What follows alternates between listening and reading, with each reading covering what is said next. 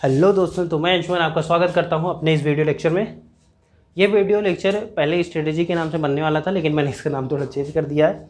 ये देखिए, exam plan for jam, ठीक है ना। पहले मैंने इसको रखा, अब लिख रखा है, इसको आप देख सकते हो कि एग्ज़ाम प्लान हम अभी से अगर हम ज्वाइन कर रहे हैं फिजिक्स फाउंडेशन, या हम अभी से तैयारी करना शुरू कर रहे हैं जैम की, तो हम उसको कैसे करेंगे, ठीक है ना। तो देखिए क्या है, अभी तो ऐसा है कि कोविड-19 की पेंडेमिक फैली थी, तो इसीलिए जो है सारे पेपर वगैरह कैंसिल हो गए हैं, लेकिन थर्ड ईयर का पेपर शायद होगा, ठीक है ना। तो कुछ बच्चे हैं वो पूछ रहे हैं कि थर्ड ईयर का अगर पेपर है मेरा, मुझे भी पढ़ना है और मुझे जैम की भी तैयारी करनी है, तो हम कैसे करें। देखो सुनो, क्या करना है आपको।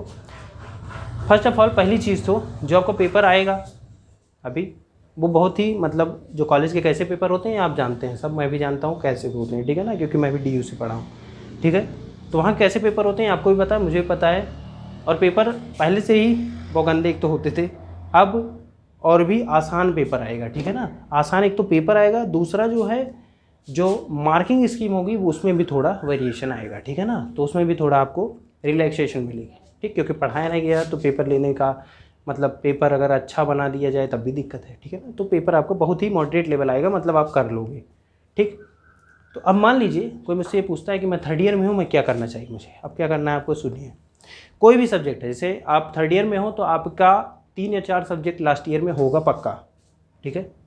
अगर जो फिजिक्स ऑनर्स कर रहे हैं उनका तो 4 सब्जेक्ट होगा फिजिक्स का, जो जनरल कर रहे हैं और फिजिक्स लास्ट ईयर लिए हैं तो उनका 2 या 3 सब्जेक्ट उनका भी होगा, ठीक है ना।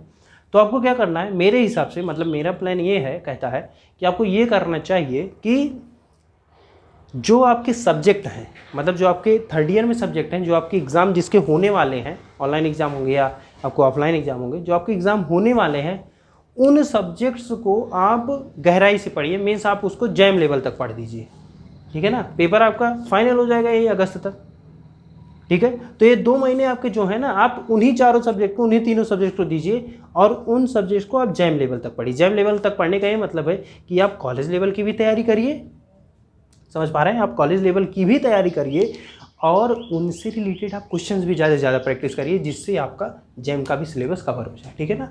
और उन टॉपिक्स पे ज़्यादा फोकस करिए जो कि जैम के सिलेबस में हैं, ठीक है ना। जैसे क्वांटम मैकेनिक्स आपने पढ़ना शुरू किया, ठीक, तो उसमें फोटो इलेक्ट्रिक इफेक्ट है, ब्लैक बॉडी रेडिएशन है, इन सब का जो सिलेबस है, मतलब इन सब का जो कॉन्सेप्ट है ये जैम के सिलेबस में भी है। तो इनको सबको अच्छे से करिए, इन पर क्वेश्चन लगाइए, ठीक है ना।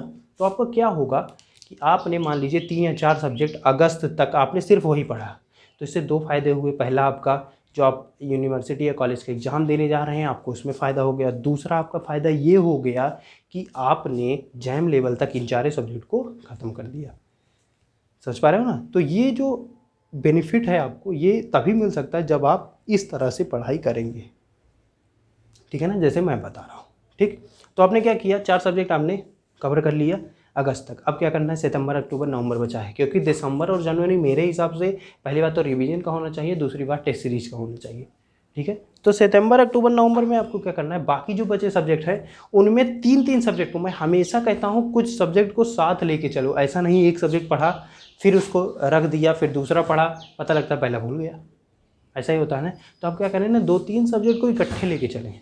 2-3 को अगर आप इकट्ठे लेके चल रहे हैं और वीकेंड्स पे आप उसको रिवाइज कर रहे हैं, तो मेरे हिसाब से आप देखेंगे कि 1 महीने में आपका 2-3 सब्जेक्ट भी खत्म हो जाएगा और रिवीजन भी होता रहेगा, तो आपके दिमाग में सारे सब्जेक्ट रहेंगे, ठीक है। और ये आप लिख के ले लें, जो आप कॉन्सेप्ट पढ़ें उस पर कम से कम 10-20 क्वेश्चन जरूर लगा लें। वो कॉन्सेप्ट आपका ज़िंदगी भर नहीं भूलेगा, मरते दम तक, ठीक है ना। तो मेरा एग्ज़ाम प्लान जो है वो यही कहता है भैया कि अगर आपका कॉलेज का एग्ज़ाम है तो उसमें जो आपके सब्जेक्ट हैं उसको आप जैम लेवल तक पढ़ें। उसके बाद जो टाइम आता है उसके लिए आपको कुछ नहीं करना है, बस आपको 2-3 सब्जेक्ट साथ में ले चलने हैं और ज़्यादा से ज़्यादा क्वेश्चन प्रैक्टिस कर लेनी है, ठीक है ना। कॉन्सेप्ट सीखो, क्वेश्चन प्रैक्टिस करो और सिलेबस पर ही रहो।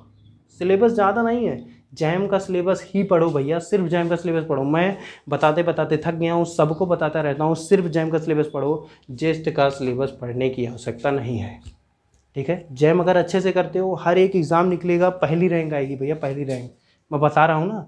तो आप सिर्फ जैम का सिलेबस करें, जैम के सिलेबस से ही आपका 50 से 60%, मैं मान रहा हूँ 60% अगर आपका जैम का सिलेबस जेस्ट में है तो यार कौन सी दिक्कत है। मैं 60% ही पढ़ूँ ना, तो 60% आप सिर्फ पढ़ें मेरे हिसाब से, जेस्ट के सिलेबस के पीछे ना भागें, सिर्फ और सिर्फ जैम का सिलेबस ही फॉलो करें, हर एक एग्ज़ाम निकल जाएगा, यहाँ तक कि TIFR भी, ठीक है ना।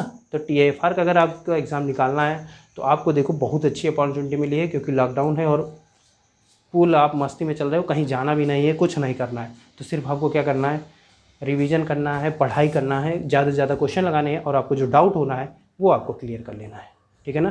तो डाउट क्लियर करो, क्वेश्चन ज़्यादा से ज़्यादा लगाओ और क्या करो, एक अपना टाइम टेबल बनाओ, समझ रहे हो ना। टाइम टेबल का मतलब ये हो गया कि मैंने ये फिक्स कर दिया कि दिन भर में मुझे 8 से 10 घंटे पढ़ने हैं, ठीक है ना। कुछ लोग कहते हैं सर मैंने टाइम टेबल बना दिया लेकिन वो फॉलो नहीं होता। फॉलो कैसे होगा ये भी मैं आपको बता देता हूँ। देखिए क्या होता है कि सबका जैसे ही लॉकडाउन चल रहा है तो सब लोग घर पे होंगे, तो सबका ये फिक्स नहीं होता ना कि आज के दिन में मुझे क्या काम आ जाएगा, ऐसा होता है ना। लेकिन ये फिक्स होता है कि सुबह से ही डिसाइड हो जाता है लगभग कि ये काम मुझे है आज दिन भर में, ऐसा होता है ना। तो आपको क्या करना पड़ेगा ना, रोज़ उठ के 10 मिनट आपको अपने ऊपर देना पड़ेगा। आप अपना एक टाइम टेबल बनाओगे, ठीक है। सुबह उठे 10 मिनट का एक अपना टाइम टेबल लिख लिया कि ये करना है मुझे, जिसमें से मुझे 5+ आवर्स, कम से कम इतना तो दे ही सकते हो, 5+ आवर्स अब से मैं 5+ आवर्स अपने जैम के सिलेबस को दूंगा, ठीक है। ये आपने डिसाइड कर लिया, ठीक है। बाकी जो काम है उसका टाइमिंग मैंने फिक्स कर दिया। एक दिन सुबह उठा, मैंने एक दिन का पूरा सिलेबस बनाया, ठीक है ना, एक दिन का पूरा टाइम टेबल बना लिया, ठीक। अब दूसरे दिन उठे, फिर वो टाइम टेबल नहीं लेना है आपको, दूसरे दिन दूसरा टाइम टेबल बनाना है। तो जब ऐसे आप करते रहोगे 10-15 दिन, तब आपका क्या होगा ना, पहले आप लिखोगे, पहले आप लिख के बनाओ, ठीक है ना। लिख के बनाओगे ना तो दिमाग में रहता है यार अच्छा ये वाला टाइम जो है ना ये मैं बर्बाद कर रहा हूँ, इसको मैं पढ़ना था मुझे, ठीक है ना। तो आप क्या करो, मोबाइल यूज करने से लेके खाना खाने तक का सबका टाइम टेबल बनाओ, ठीक है। और रोज़ टाइम टेबल बनाओ। 10-15 दिन के बाद आपका ऐसा हो जाएगा, आपके दिमाग में टाइम टेबल बनने लगेगा कि अच्छा आज ये काम है, इतने से इतना पढ़ूंगा, इतने से इतना पढ़ूंगा। आप 10 मिनट सो के उठें तो आप 10 मिनट सोचें कि ये टाइम टेबल है मेरा, ऐसे ऐसे मुझे करना है और 6 से 7 घंटे मैं जैम को दूंगा आज, ये आपने फिक्स कर लिया। और जब आप उसको दे लेना तो आप खुद को एक रिवार्ड दें, जैसे आपने 6 घंटे पढ़ाई कर ली जैम की, ठीक है। अब आप खुश हैं क्योंकि 6-7 घंटे यार पढ़ना ऐसे मामूली बात थोड़े होती है। 6-7 घंटे अगर आपने दिन भर में पढ़ा है ना तो बहुत बड़ी बात होती है, समझ रहे हो ना। 6-7 घंटे पढ़ के लोग IAS बन जाते हैं, तुम्हें तो सिर्फ जैम निकालना है, ठीक। तो क्या करना है, आप 6-7 घंटे आप पढ़ लिए तो आप खुद को ट्रीट दो, क्योंकि ट्रीट देने का मतलब आज कोल्ड ड्रिंक पी लूँगा। चलो अगर कोल्ड ड्रिंक नहीं पीना है भाई, अब कोरोना पहला है तो मैं कोल्ड ड्रिंक को तो प्रमोट नहीं कर रहा हूँ, ऐसा कर दो कि मैं एक मूवी देख लूँगा, ठीक है ना, टाइम अगर बचा तो, या मैं कुछ घर पे बना के खा लूँगा, ठीक है। तो ये सब आप अपने आप को ट्रीट दो, किस बात की, कि जो मैंने इतनी पढ़ाई की है। तो जब आप इसको करते रहोगे ना तो मेंटली आपका जो दिमाग है, आपका जो शरीर है ना, वो छोटे छोटे टास्क पूरा करने में इंटरेस्ट लेने लगेगा। और जब ये इंटरेस्ट लेने लगेगा ना तब आपकी जो जैम की तैयारी ना चुटकी में भैया हो जाएगी, समझ पा रहे हो। तो आपको एक एग्ज़ाम प्लान अपना खुद का बनाना है। अगर आपका टाइम टेबल फॉलो नहीं हो रहा है तो आपको रोज़ टाइम टेबल बनाने हैं। 2-3 सब्जेक्ट आपको ज़रूर साथ में ले चलना है और वीकेंड्स पे रिवीजन आपको ज़रूर करना है, ये मेरी गारंटी है। अगर जिसने इतना किया, ठीक है, और मुझसे वो चैलेंज कर ले कि सर मैंने इतना किया मेरा नहीं निकला, मैं बता रहा हूँ मैं पढ़ाना छोड़ दूंगा और खुद भी मैं अपना एडमिशन कैंसिल करा लूँगा, ठीक है ना। क्योंकि मैंने वही किया, 4-6 लोगों जिनसे मैंने बात की वो भी ऐसा किए हैं भैया।